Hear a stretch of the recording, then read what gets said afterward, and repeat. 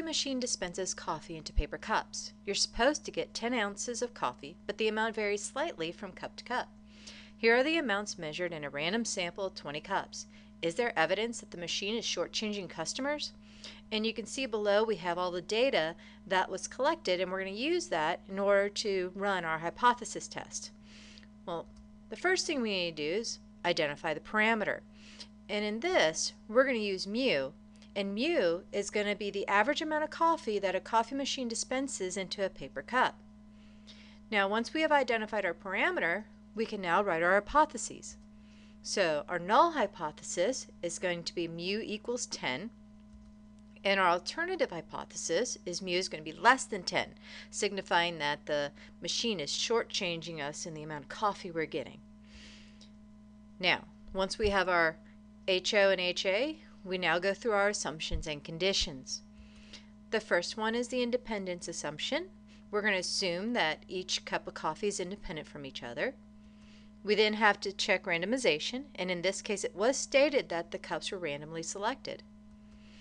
And we also have to check our 10% condition, and 20 cups of coffee is less than 10% of the population of coffee.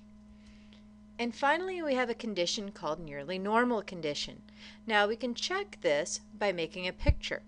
Now one of those pictures can be a histogram, and the other picture we can do is a normal probability plot. Now with both, what we want is for the data to be unimodal and roughly symmetric. In this case, if we look at the normal probability plot, in order to decide whether or not it's unimodal and roughly symmetric, we want all our data points to fall on a line, so it's a straight line. And in this case, it is a straight line of the data lying on, so we can say that it's nearly normal. If we look at the histogram, you notice that it is unimodal and roughly symmetric. It doesn't have to be perfectly symmetric, just roughly symmetric.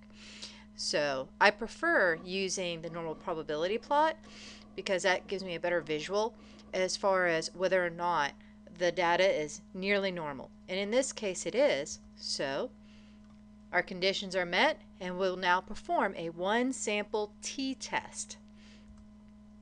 Now we have to identify our key information. In this case, we have to identify the sample size, which is 20.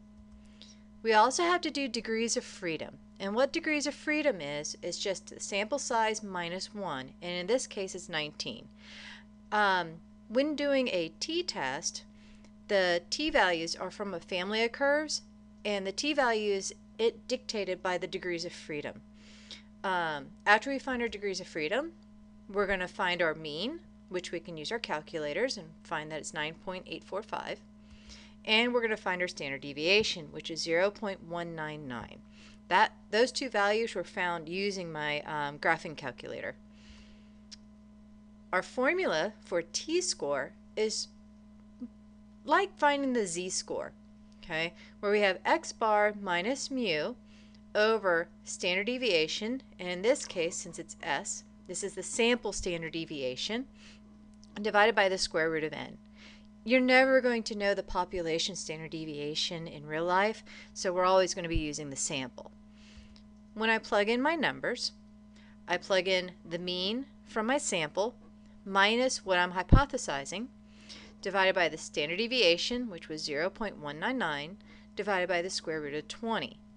When I calculate that, I find that my t-score is negative 3.49.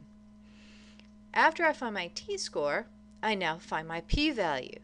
Now you want to make sure you use correct notation. Like I said, the degrees of freedom dictates what curve it came from. Okay, so here we have p of t sub 19, because my degrees of freedom was 19, is less than negative 3.49, and so my p-value is 0.0012. And what that looks like on my curve is this portion over to the left is the p-value, the area under the curve, based on using 9.845. Now I can come up to my conclusion. At a significance level of alpha equals 0.05, so we're still using the same alpha that we've used previously, the p-value is small and therefore we reject HO. There is evidence that the mean amount of coffee dispensed by this machine is less than the stated 10 fluid ounces. Well, now that we have our conclusion, we are done. And if you have any questions, please be sure to ask.